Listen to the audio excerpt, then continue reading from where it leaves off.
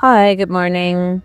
Um, we're just gonna hop right into it. This is actually something someone commented. So, on one of my posts, I shared it was okay. Wait, it's a video that's talking about how NYU grads Google Amazon job reveal video sparks a racist backlash.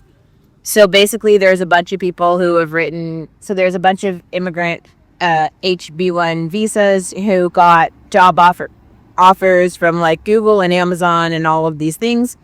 And then people were in the comments like, curry people are cooking others. One says, Indians come to college in America to take our jobs. And then basically someone or Miss Marty commented and she said, essentially, the elites are saying go STEM or go home. And then I replied, I was like, well, actually, that's not really what happened. So I just want to explain to you what is going on. At least in my opinion, with H1B visas, this new grant from the Department of Labor and how this is going to end the conversation around culture fit. Okay. So basically, the U.S. Department of Labor announces the availability of $30 million in grants to train American workers for jobs in high demand and emerging industries. The state workforce agencies eligible to apply for industry driven skills training fund grants. So, from Washington, the U.S. Department of Labor today announced the availability of up to $30 million in funding in the Industry Driven Skills Training Fund grant program to accelerate workforce innovation and address critical workforce needs across the country. Administered by the Department's Employment and Training Administration, ETA, these grants will provide outcome based reimbursements to employers for providing training in high demand and emerging industries that align with President Trump's Executive Order 14278, preparing Americans for high paying skilled trade jobs of the future. Executive Order 14629, restoring America's maritime dominance, and America's AI Action Plan. This fund also echoes the president's proposal to make America skilled again, which aims to provide states with the resources and flexibility needed to meet their unique workforce demands. The Industry Driven Skills Training Fund grants will ensure employers drive workforce training that is critical for their business needs while also upskilling workers and developing a critical talent pipeline to fulfill this administration's goal of putting American workers and employers first, said Secretary of Labor Lori Chavez de Remer. These grant opportunities will help fill the good paying, in demand jobs being created by President Trump's successful efforts to restore America as the world's leading manufacturing superpower and secure our position as the dominant global leader in AI. Industry-driven skills training fund grants of up to $8 million will be awarded to state workforce agencies to establish and administer training funds that encourage businesses to create and expand innovative training programs, and these programs will help make sure both new hires and workers with more experience are able to gain the critical skills they need to meet the evolving workforce demands of their industries. Prior industries for the grants include artificial intelligence infrastructure, advanced manufacturing, nuclear energy, domestic mineral production, and information technology. Additionally, the department intends to award at least $5 million to build a pipeline of skilled American workers in the shipbuilding industry. Dependent on the availability of funding, the department anticipates additional rounds of grants. There's a bunch of contact information here, and I'll share the article in the description box. But I just want to talk about how I feel like this grant will help, like, maybe a few white people in the Appalachia kind of gain a skill that could be useful. This might help some people who have I don't know. Maybe like some moms who are like looking, some like white moms specifically who are like, oh, I was a stay at home mom. Now I want to go into the workforce. It will help them. It won't help really anyone else though, because the bigger issue here is, well, that's the other thing too. It does sound like this grant is for particular industries. So it's not like you can't use it probably to go into sales or something. Um,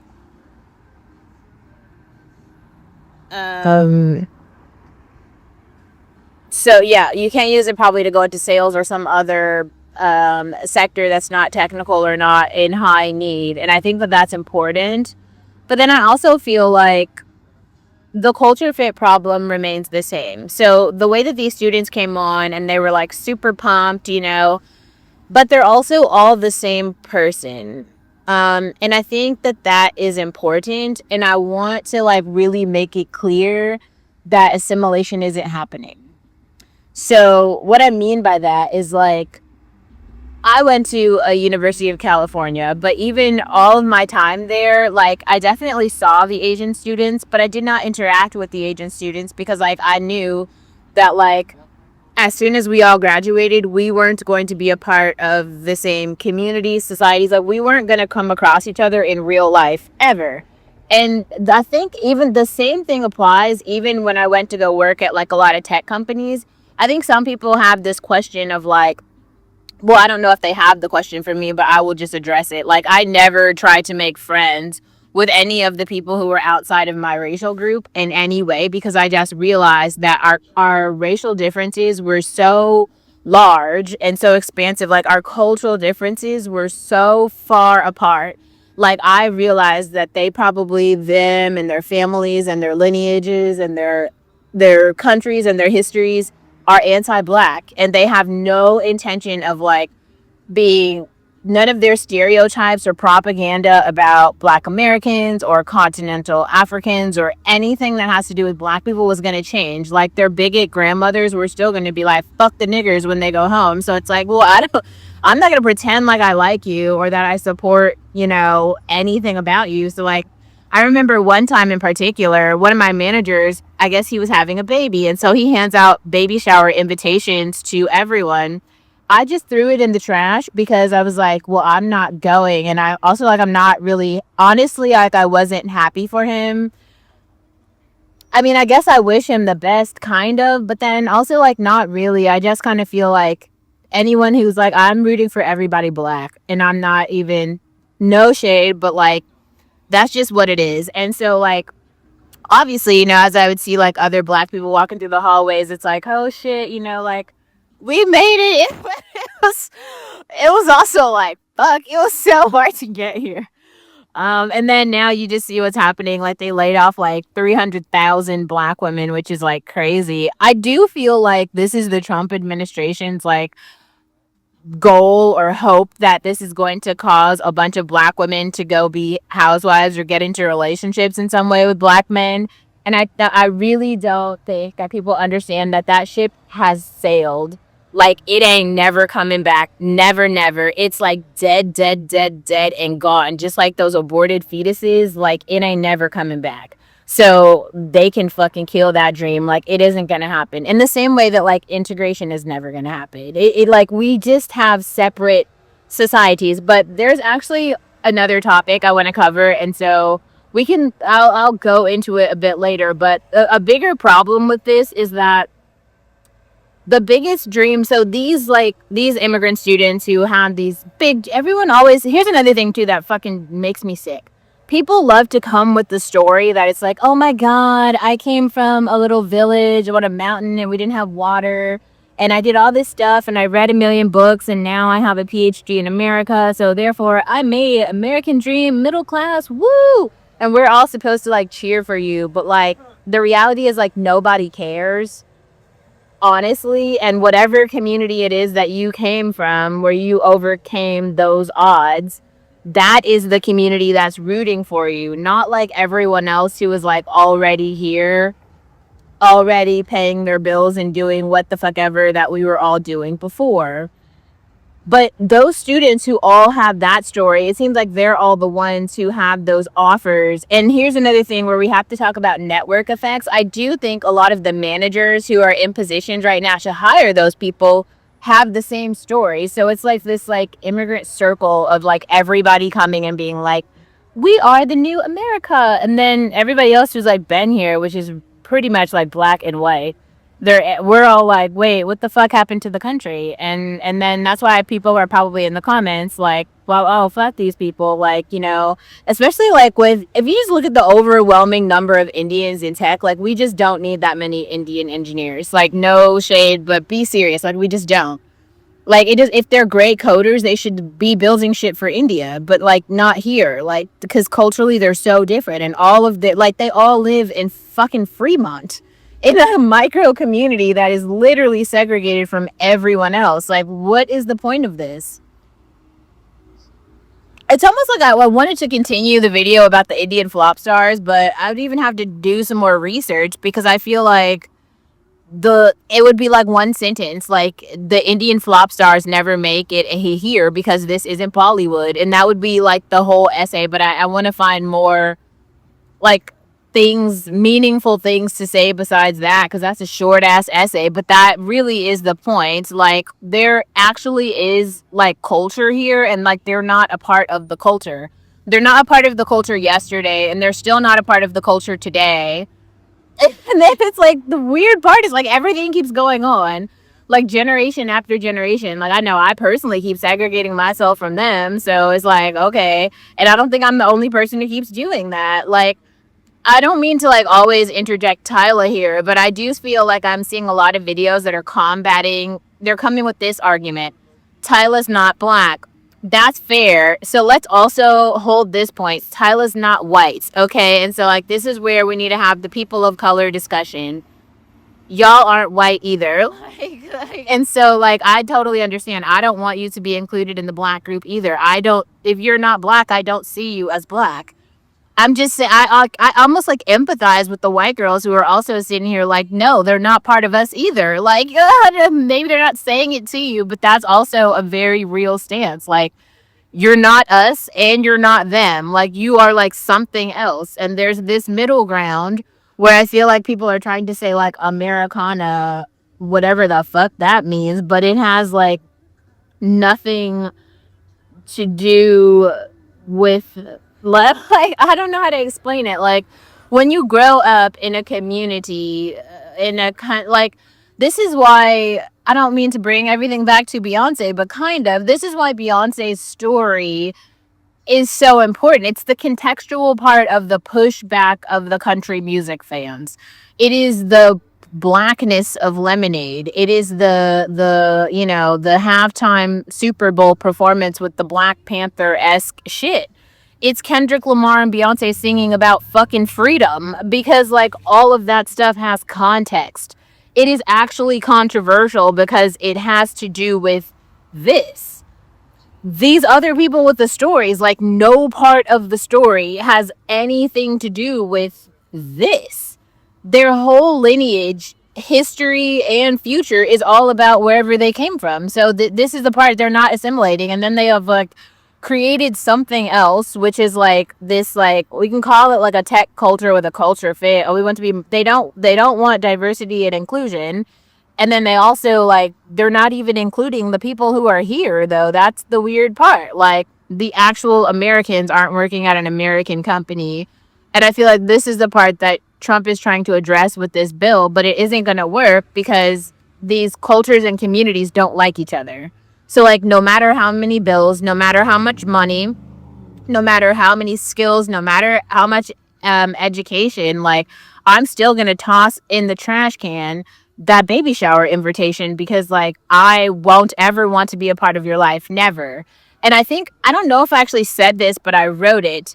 I think in some people's minds, especially in like middle class American people, they have this belief that education is going to be this like filter for them where they can say, like, I live in this particular neighborhood and I pay money to live in this neighborhood.